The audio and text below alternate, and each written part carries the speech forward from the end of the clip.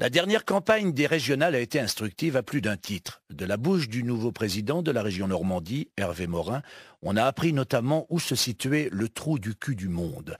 Il est dans l'Orne. Je suis né dans le trou du cul du monde. Tout le monde ne peut pas en dire autant.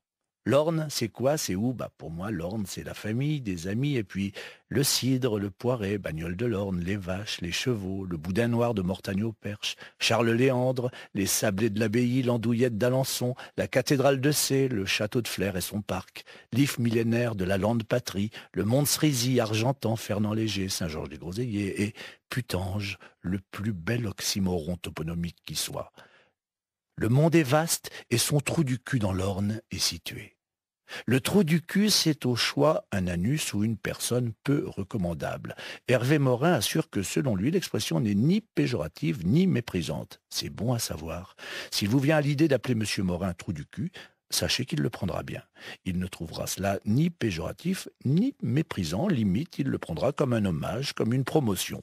Mais M. Trou du cul a-t-il voulu dire que l'Orne était l'anus du monde ou un département peu recommandable? L'Orne, un anus, en quoi ce département serait-il l'orifice terminal du tube digestif? En quoi serait-il ce qui permettrait d'évacuer les résidus de la digestion quand nombreux sont les ornais qui, du fait du risque environnemental qu'ils représentent, s'opposent toujours à l'ouverture de la décharge de Nonan-le-Pin. Mais Hervé Morin, dans un accès de fièvre sybarite et sodomite, a peut-être simplement voulu dire que l'Orne était un endroit aimable, chaleureux, accueillant, dans lequel sans doute on ne pourrait pas passer toute sa vie, mais qu'il était agréable de fréquenter.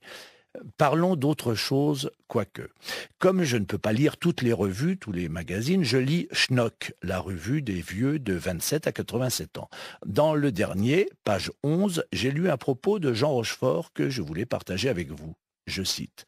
Rachida Dati envoie une invitation pour une grande fête à tous les habitants du 7e arrondissement.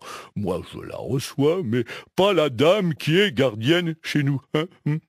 Elle travaille, paie ses impôts et a élevé 5 enfants qui ont merveilleusement réussi. 3 ont fait Sciences Po. C'est une mère courage, mais elle n'est pas invitée. Pourquoi? C'est ignoble, non? Non, non. Moi, ça me révolte. Je nous souhaite d'avoir des révoltes aussi justes, aussi précises, aussi claires que celles de Jean Rochefort. Bonne année à tous les trous du cul, ce n'est ni péjoratif ni méprisant. Bonne année aux autres.